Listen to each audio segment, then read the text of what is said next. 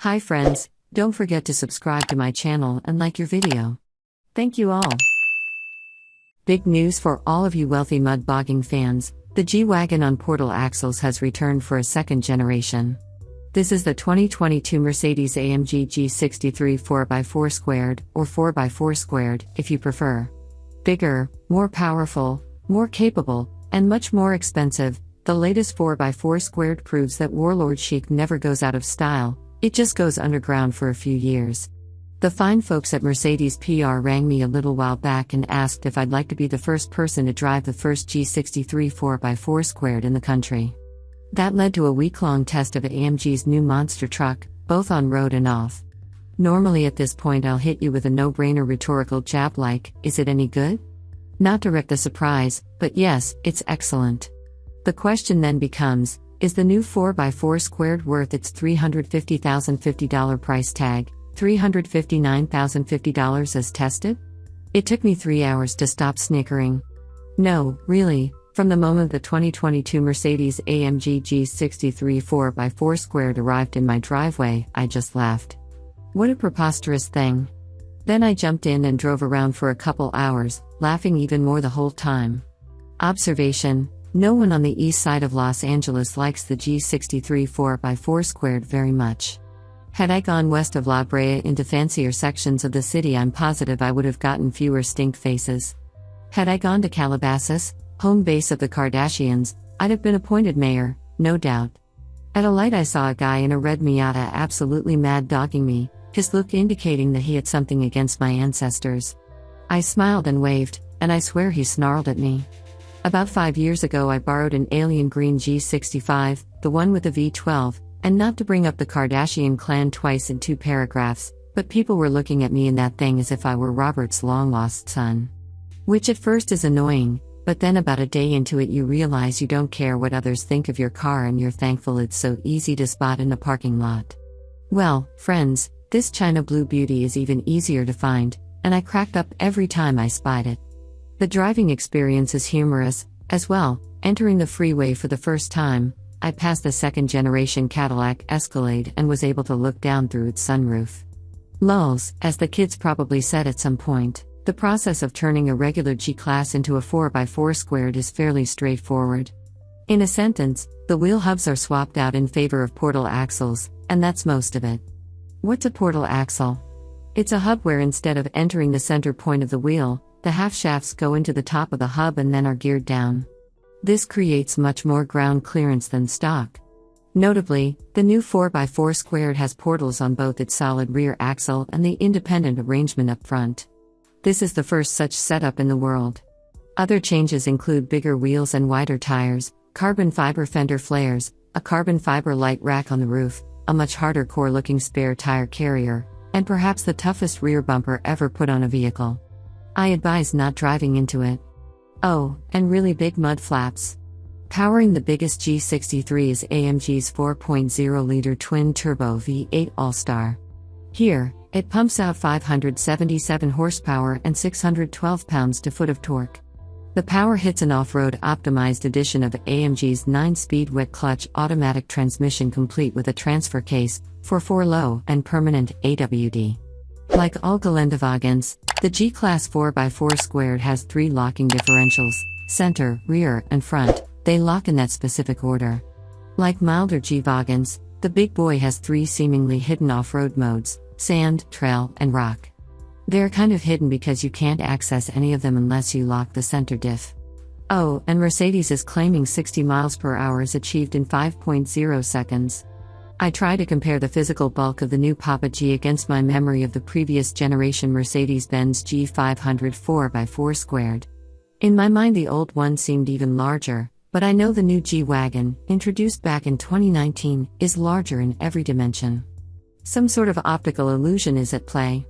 Here's the truth. The G63 4x4 squared is larger than the G500 in the same ways the W463 grew compared to the W462, with one big exception. The wheelbase is increased by 0.9 inch, the height is up by 0.8 inch to nearly 7 feet, 5 inches, and the width has swelled by more than 5 inches. Again, all of this is in line with the growth of the new G. The length, however, at least on paper, stands out. It's increased by 17.4 inches. What gives? If you haven't Google searched up an image yet, the G500 did not have a spare tire carrier. The new G-Wagen itself is actually only 3.9 inches longer than the rig it replaced. Mercedes claims the new 4x4 squared is, somehow, 379 pounds lighter than the old one. Go and figure, but if it's true, that's a good thing. Also good are the G-Wagen squared's off-road angles. The approach angle is a massive 41.3 degrees, whereas the departure angle is 36.8 degrees. To put that in perspective, a Ford Bronco Raptor has an unbelievable approach angle of 47.2 degrees and a departure angle of 40.5 degrees, and a Jeep Wrangler 392 Rubicon has an approach angle of 44.5 degrees and a departure of 37.5. The 4x4 squared beats them both with a breakover angle of 42 degrees. The Raptor's is but 30.8 degrees, which is excellent, actually, and the 392's is a paltry 22.6 degrees. Because of the independent front suspension, ground clearance drops from the previous rig's 17.7 inches to just 13.8. Before you cry, realize the Raptor, perhaps the most capable production rock crawler in the world, has 13.1 inches of clearance and the Wrangler 392 offers up 12.9. Unexpectedly great. The previous 4x4 squared was another giggle inducer, and part of that was how rough around the edges it was. There's a guy out in Las Vegas named Bill Rader who has not so quietly become the American expert on G-Wagens with portal axles. We speak once in a blue moon, and he had this to say about the W462 4x4 squared and its cousins. The old one and the 6x6 also had a lot of odd fit and finish items that always make me laugh every time I take one apart. I mentioned to Bill that the new one no longer rocks back and forth when you hit the brakes. That was the axle rollout and the bushings in the radius arms. Totally. I think. Point is, there was something a bit crude about it, for better or worse. As for the new 4x4 squared, honestly, if you can ignore the fact that you're 7 feet in the air, you'd think you were driving a regular G63. I'm not sure how AMG's engineers cured the axle rollout issue seemingly inherent to vehicles on portal axles, but they did. Actually, I do remember driving the Mercedes-Benz E400 all-terrain 4x4 squared, and I wouldn't be shocked if its portal axle tech wound up in this new G. I'd say that 95% of the time a given driver will be totally unaware they're rocking portals. Every now and again there's a noisy grind or a bit of gear lash to remind you that, oh yeah, this thing is different and special. Does it handle? Could it be fun to drive? Yes and yes. I think G-Wagens are inherently fun to drive, especially the AMG versions. I could be out of my mind, but there's just something inherently excellent about a brick with way too much power that drives way better than it ought to. Add in the audacity of the extra height and heft of the 4x4 squared, and you have a recipe for a grand old time, even if you're just running down the street for milk and eggs. What about a curvy road? I was amazed at how planted, elegant, and sober the 4x4 squared was when tackling corners. Obviously, the more sweeping the corner, the better the big boy felt. But I was impressed by how the 4x4 squared handled tight twisties. Not like a sports car, of course, but damn impressive for a tank. Unstoppable is the first word that springs to mind. Now granted, I didn't go to the toughest challenge possible. But I did take the 4x4 squared to a pretty difficult black diamond trail at a place 30 minutes from my home called Rower Flats. The trail is a nice mix of loose dirt and craggy rocks that most machines equipped with low gears can conquer. That said, I specifically chose Rower because I previously took a G63 equipped with the off-road package up the same trail, and while that AMG made it no problem, I did scrape some paint from the lower part of the front fascia. Not the end of the world, but damage all the same. I wanted to see if I could choose more or less the same line and escape unscathed. The 4x4 squared finished not only unscathed, but I don't think it was ever in danger of being scathed. Nothing came close to touching the front end. Confession time, due to reasons too boring to type, my time was short, so I opted not to air down the G63 4x4 squared's massive 325/55/22 Pirelli Scorpion tires. Had I done so, the unstoppable G would have been even more so.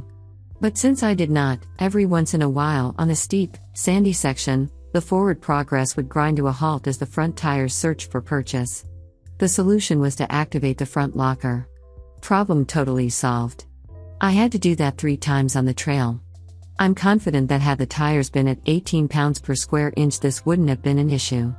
This mega off-roader does like to go up on 3 wheels pretty often. That's the true downside to not having a stick axle up front, and I'm guessing it's because you're physically so far off the ground, but the SUV feels detached from what's happening when its nose is pointed skyward. Part of the detachment also has to do with how sealed the cabin is from outside noises and vibrations. Remember, despite looking like a monster truck, the G63 is a luxury vehicle. You quickly get used to the 4x4 squared's detached floatiness and develop a strong faith that the thing is just going to drive over what's in front of it. Best to just sit back and enjoy the ride. This sucker starts at $350,050, which, even in our inflationary world, feels like a lot of cash. Especially when you consider that the old version began at $227,300. True, it wasn't an AMG, but you could buy a perfectly wonderful Mercedes G550 for $123,000 less. Well, you could have. Then midway through the pandemic, Mercedes quietly raised the price of a base G-Wagen to $140,000. Back to the $350,050 price, what other SUVs cost that much? The obvious one is the Rolls-Royce Cullinan, which starts at $341,500. The not-so-obvious one is the Range Rover SV Caramel Edition that goes for $346,475. Of course, exclusivity played a role in that number, as only 17 will be built and you had to have attended Land Rover's Pebble Beach Car Week party this year to be allowed to purchase one. I was there. I did not buy one. Also, hot tip, look for more Range Rovers at that specific price point. What else? The Bentley Bentayga Speed EWB probably starts life at a bit more than $260,000, and you can easily option it up past the $300,000 point. Same basic story is true for the Aston Martin DBX 707 and the Lamborghini Urus Performante. The Ferrari Purosangue will be about $400,000 when it arrives. As you can see, there is competition for the G63 4x4 squared, at least in terms of price. However, none of those have so much as a frame, and only the Range Rover has low gears. Portal axles? Ha! If you're in the market for a super high-end, ultralux SUV that can actually do SUV things, it's basically a party of one. Unless you count resto-mod stuff like an Icon FJ. Having driven most of those included above, save for the 2 Italians that aren't out yet, were I to drop $350,000 on an off-roader, I'd be torn between the Icon FJ and the Big Daddy G. Actually, portal axles for the win. The new 4x4 squared is the real deal, and real good.